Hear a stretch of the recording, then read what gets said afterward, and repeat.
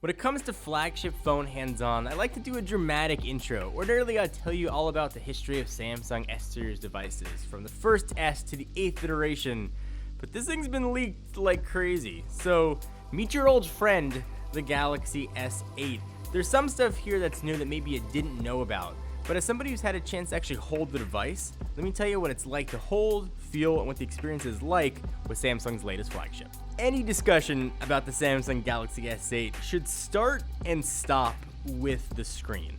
So the S8 got big. It's a 5.8-inch screen, but it's not as giant as you might think. In fact, 83% of the entire front of the phone is that beautiful AMOLED Plus display. Nothing on the spec sheet's going to jump out. The story here is more of how these parts work together for the whole.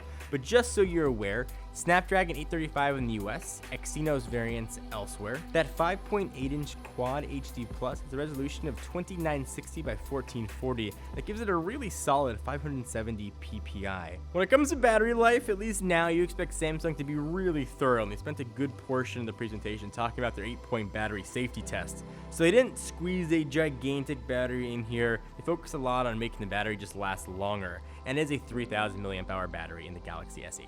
So the camera on the S8 is going to make you either happy or a bit disappointed. It's the same sensor we saw on the Note 7, and the same sensor that's sitting on probably the phone on your desk, the S7 or the S7 Edge. It's still a really good 12 megapixel shooter, but I would have liked to see an improvement, especially on a new phone. The improvement though were saved for the front megapixel sensor. That's now 8 megapixel with an f1.7 aperture. A staple on Samsung phones has been that oval physical home button. That is gone. The home button's moved to the back, very curiously located next to the fingerprint sensor, and you think about logistically how your hand's going to sit when you tap that, you're going to be smudging the heck out of that 12 megapixel sensor on the back. That's not the only way you can unlock your phone though. Samsung included the iris scanning technology we found in the Galaxy S7, as well as crazy fast face detection, which as I tested you can see worked, like I said, crazy fast. There's now a pressure sensitive area on the bottom of the phone that lets you access the home button, so pretty much you can just press hard there in any app, it'll take you home.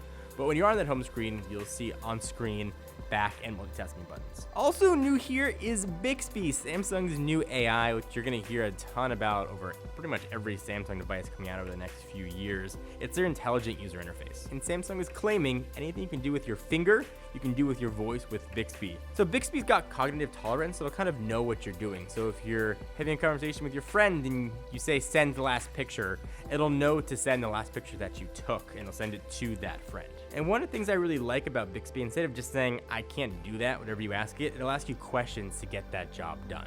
Underneath the Bixby umbrella, you also have Bixby Vision. There's going to be a little button inside of the camera app. You can tap that, and it's going to essentially give you augmented reality. You can point the camera at a restaurant, it'll give you reviews.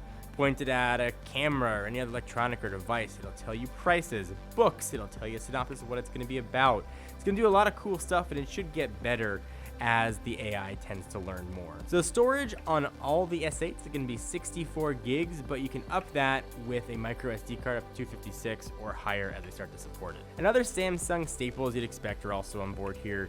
You've got fast charging via USB-C, you've got fast wireless charging, and of course IP68. I know a lot of you have knocked on Samsung for the software in the past, and myself included, but they stepped out of their own way here. The launcher looks good. Samsung seemed to stick with what they did well and took out a rest of the fluff. So the UI seems pretty solid this time around. So aside from the Galaxy S8 and the S8 Plus, Samsung unveiled a slew of new things to go along with them. You've got a new Samsung Connect Home. It's a mesh Wi-Fi system with SmartThings built in. Samsung DeX is Samsung's desktop docking station. Essentially, you get the power of the keyboard and mouse all powered from your phone. It's akin to what you've got with Microsoft's Continuum. You drop your phone in, you're going to get full access to all of your stuff. Support for every Android app is going to be there. They worked really closely with Microsoft to get support for full Office and its own Windows, as well as trying to get virtualization for Windows 10 coming. Also, we've got a new Gear VR, the new Gear VR controller.